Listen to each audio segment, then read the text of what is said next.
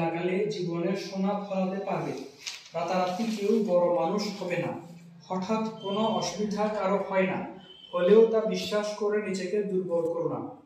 যারা কাপুরুষ তারাই ভাগ্যের দিকে চেয়ে থাকে, পুরুষ চাই নিজের শক্তির দিকে। তোমার বাহু, তোমার মাথা তোমাকে টেনে তুলবে, তোমার কপাল নয়। একদিন দুই দিন করে জীবনের দীর্ঘ সময় চলে যাচ্ছে, জগতে যারা বড় তারা অপচয় সহ্য করবেন না। ওয়াট যে সময় দোকানে বেচাকেনা করতেন, সেই সময় তিনি রসায়ন শাস্ত্র ও জার্মান ভাষা আলোচনা করে উভয় বিষয়ে পণ্ডিত হয়েছিলেন। তুমি একথা শুনে হয়তো বিস্মিত হবে, স্টিফেনসন ইঞ্জিনে কয়লা জোগাতেন আর অঙ্ক করতেন। যত সময় তুমি হাসি গল্পে ঠাট্টায় কাটিয়ে দাও, তার ভিতর থেকে বেশি নয় 1 ঘন্টা সরিয়ে রাখো। সমস্ত দিনে রাতে মাত্র 1 ঘন্টা যদি তুমি কোনো বিষয় আলোচনা করো, দেখতে পাবে 10 বছর পরে তুমি একজন বড় পণ্ডিত হয়েছ।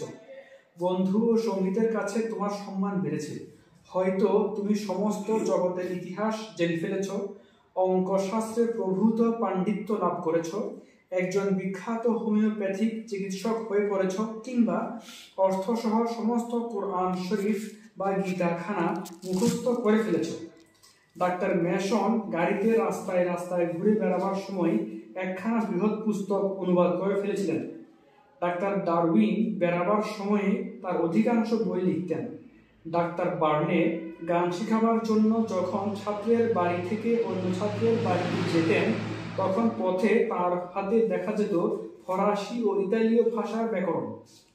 এক উকিলের কেরানি বাসা থেকে অফিসে যাবার পথে শিখেছিলেন গ্রিক ভাষা। ভাত খেতে ডাকলে বিজুস সবসময় দেরি করতেন, তার মানে সে সময় তিনি বই লিখতেন। খাবার আগের সময়টুকু বিনা কাজে ফেসে যেতে দিতেন না। কামার ইলিহু বুরিট দোকান ঘরের ঠকঠকির মধ্যে বসে আধুনিক ও পুরাতন 30টি ভাষায় পণ্ডিত হয়েছিলেন। পথে যদি 500 টাকা পাও, তাহলে তোমার আনন্দের সীমা থাকে না। সময়রূপ অমূল্য রত্ন তোমার পায়ে জড়িয়ে পড়েছে, সেদিকে তোমার ভ্রুক্ষেপই নাই। মানুষের কাছে টাকা চাও, সে তোমাকে ঘৃণা করবে।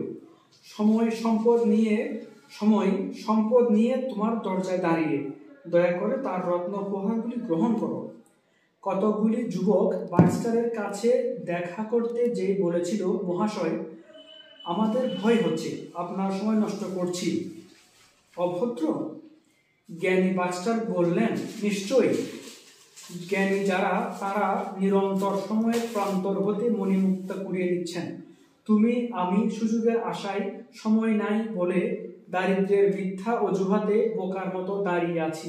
কাজ করো, কাজ করো, সব অবস্থায় সকল সময় যে কোনো কাজ করো, তার ফল পাবে।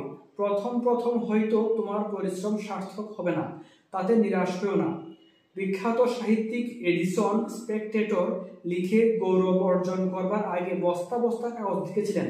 সেগুলি অকেজো ঘরের মধ্যে পড়ে থাকলেও সেই সব রাবিশ লেখার ভিতরেই তার গৌরব উন্নতির ভিত্তি প্রতিষ্ঠিত ছিল। ধন্যবাদ।